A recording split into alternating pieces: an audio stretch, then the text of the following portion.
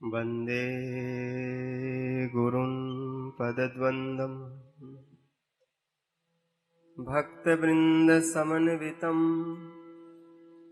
श्रीचैतन्यप्रभुं वन्दे नित्यानन्दसहोदितम् श्रीनन्दनन्दनं वन्दे राधिका चरणद्वयम् गोपीजनसमायुक्तं वृन्दावनमनोहरम् नवजलधरवर्णं चम्पकोद्भासिकर्णं विकसन्नलीननास्यं विस्फुरन्मन्दहास्यम् कनकरुचिदुकूलं चारुबरहावचूलं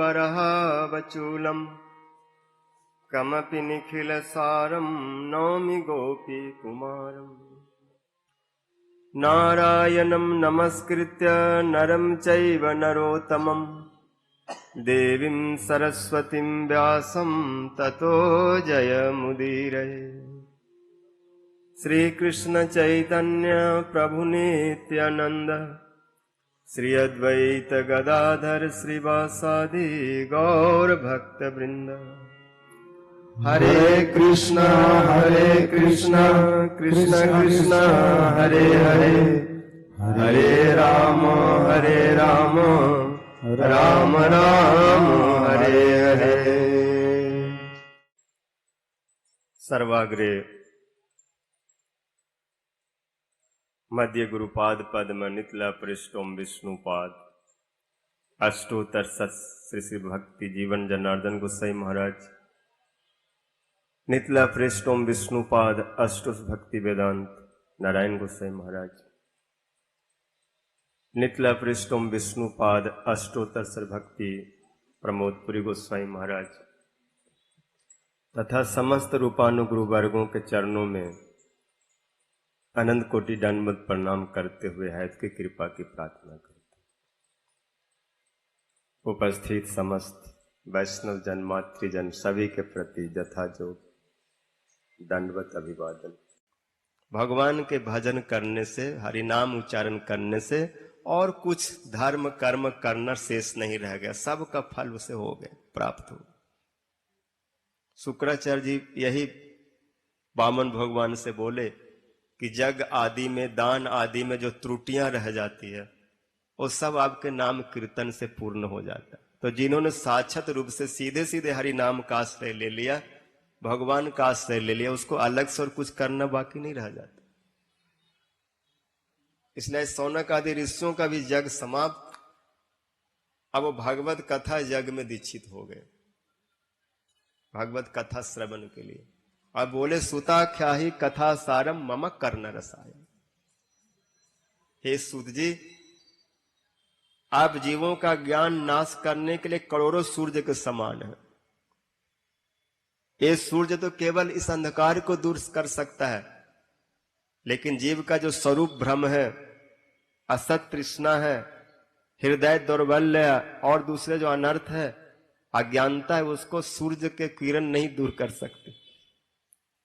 उनको तो साधु के वचन, सत्संग ही इस घोर अंधकार को दूर कर सकता है।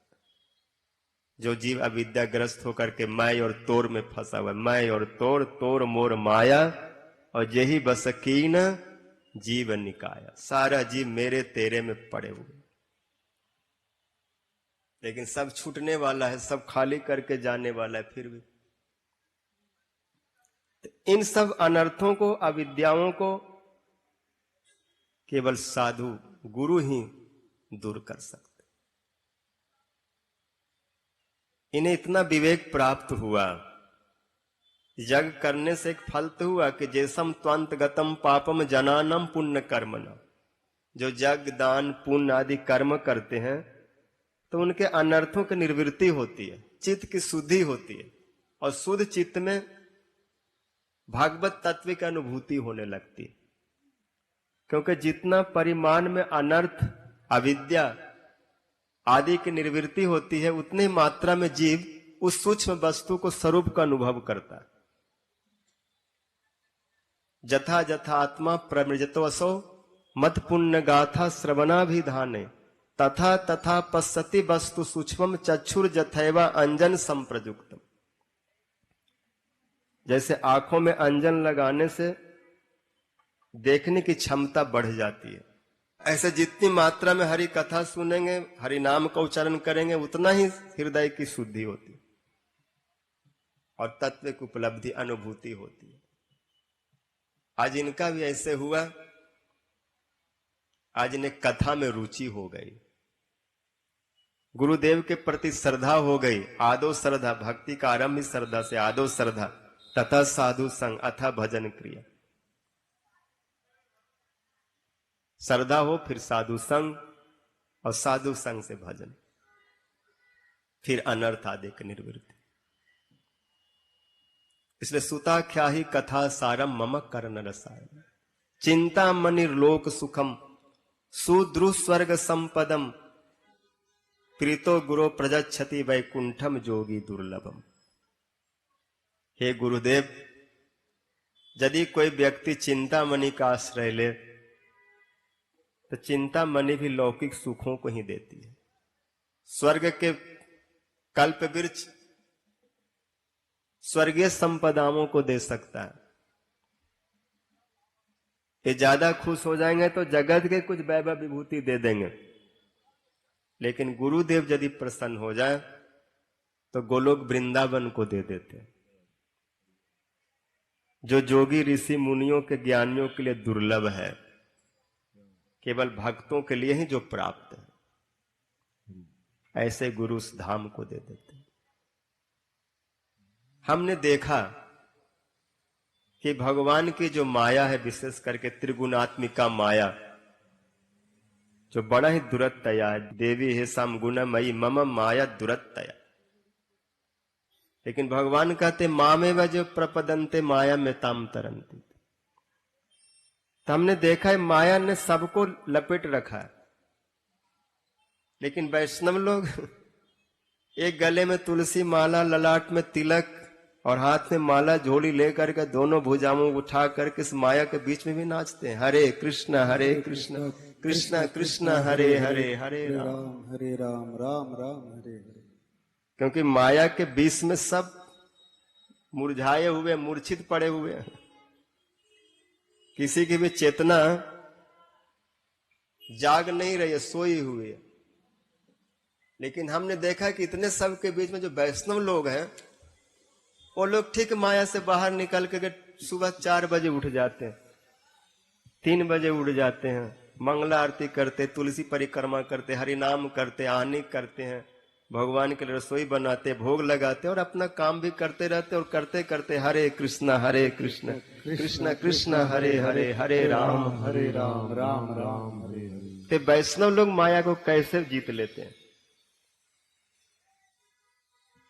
वह उपाय हमें बताइए। श्रेयसाम जद भवे श्रेय पावनानम च पावनम कृष्ण प्राप्ति कर सस्व साधनम तद बदादुन। हम नहीं जानते कि सबसे बड़ा श्रेय जीव को किस में है। जीव ज्यादातर अपने रुचि के अनुसार ही वस्तु को चाहता है। सब प्रेय चाहते, मुझे जो अच्छा लगे वो मिल जाए, वो चाहे भले सांप हो चाहे विष हो, उसी से खेलने लग जाते, उसी को पीने लग जाते, क्योंकि मुझे अच्छा लग रहा है। लेकिन यहां पर सौनक आदि कहते मुझे अच्छा लग रहा है, इस पर आप विचार मत करिए। रोगियों को तो वही वस्तु अच्छा लगता है जिससे रोग उसका बढ़े। लेकिन सद्वैद रोगी के दबाव में आकर के वही वस्तु नहीं देते जिससे रोगी जल्दी मर जाए। वो सद्वैद का लक्षण नहीं,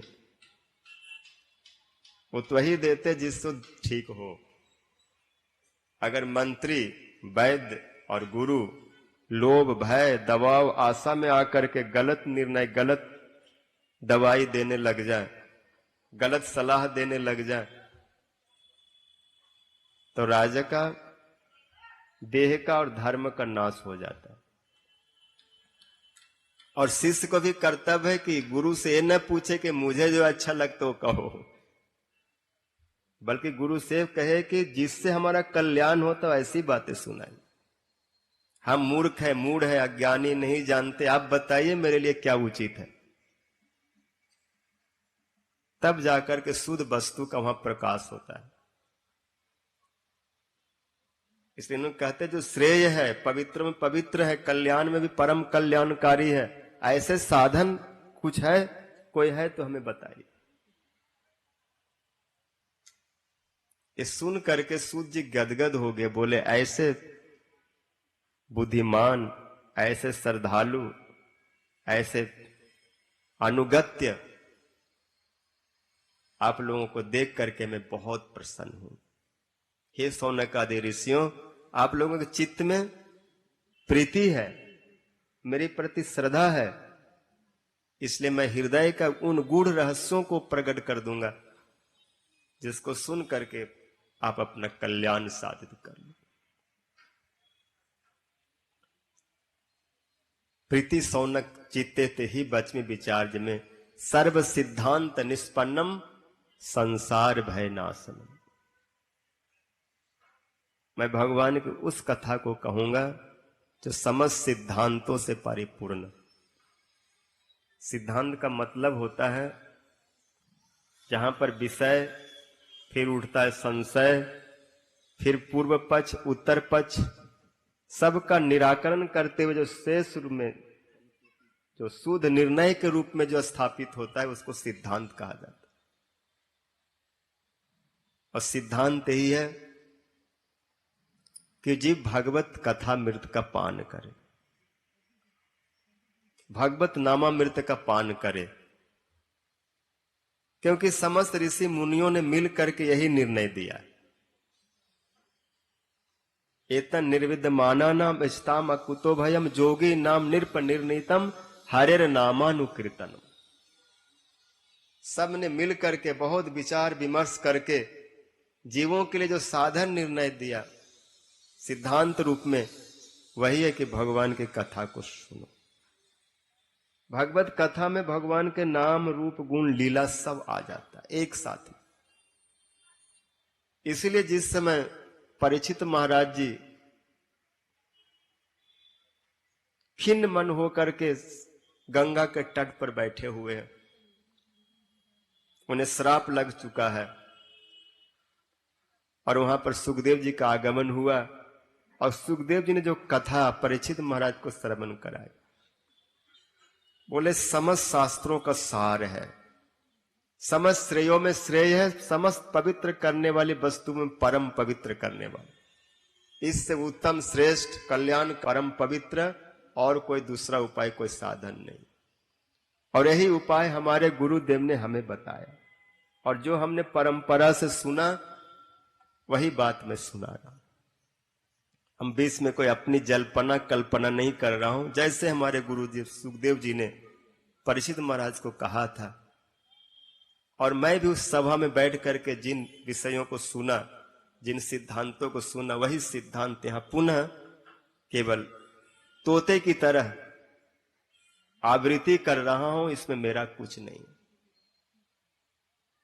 हे शौनकादि ऋषियों, सारे जीव काल रूपी ब्याल के मुख में पड़े हुए हैं। काल ने सभी को दबा रखा है, सब नंबर में है, बस 10 दिन, 20 दिन, महीना, दिन, साल भर, 10 साल, 50 साल, नंबर सबको आना। सब सोच रहे किधर जाए, कहां जाए, क्या करें। कोई शनिवार, रविवार, मंगलवार, बुधवार, पता नहीं कितने बार के पीछे, कितने त्योहार के पीछे, कितने नए नए वो अपना उपाय ढूंढ रहे हैं। लेकिन कोई नहीं बचा सकता, क्योंकि सब उस घेरे में है। जगत में जितना इस कीट पतंग से लेकर के ब्रह्मा तक काल के तमाचा से कोई नहीं बचा, और जो खुद नहीं बचा वो हमको क्या बचा लेगा। और ये सबसे अगर बचा हुआ है और बचाता है तो एक ही है, वो गोपेंद्र नंदन बजेंद्र नंदन।